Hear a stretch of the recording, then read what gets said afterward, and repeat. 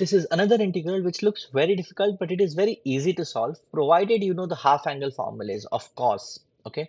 In this case, if you see in the numerator, there is cosine 2x, and in the denominator, there is cosine x and sine x.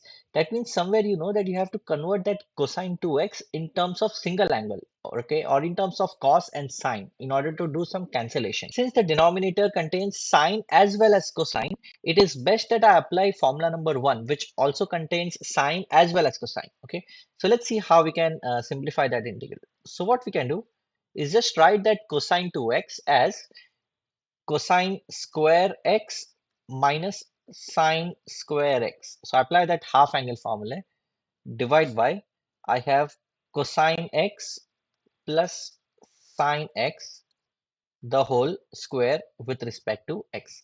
Now let's see if we can simplify this a little bit and do some cancellation over here. This is like a square minus b square. You can factorize this and say this is nothing but cosine x minus sine x times cosine x plus sine x. Okay, divide by, there is cosine x plus sine x the whole square with respect to x. Now what you can do is you can just cancel one cosine plus sine x term in numerator and denominator, and you will be left with integral of cosine x minus sine x divided by cosine x plus sine x with respect to x. How do you integrate this?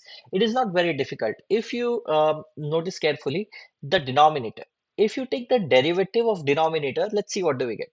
We know the derivative of sine is nothing but cosine, and derivative of cosine is nothing but minus sine. What that tells you is that derivative of the denominator is present in the numerator. So what that means is if you end up putting denominator is equal to u, the derivative is present in the numerator. Okay, so it will just collapse immediately at that point. So let's do that. Let's do cosine x plus sine x is equal to u. Let's put that is equal to u because the differentiation of that is present in the numerator. And let's differentiate both the sides with respect to x.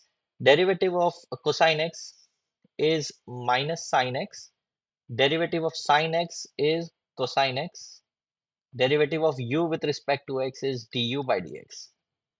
Now over here, cosine x minus sine x times dx. Okay, so that's over here. Cosine x minus sine x times dx. So just multiply the dx on left hand side. So I have therefore, you can just write this as cosine x minus sine x times dx. Just multiply dx on the left hand side is equal to du. Okay, now let's convert that entire integral from the x world to the u world, which is very easy now because this whole thing is nothing but du over here, and in the denominator I just have u. Now integral of 1 over u is nothing but ln u, or natural log of u, plus let's add the constant of integration c. Now let's convert it back to the x world.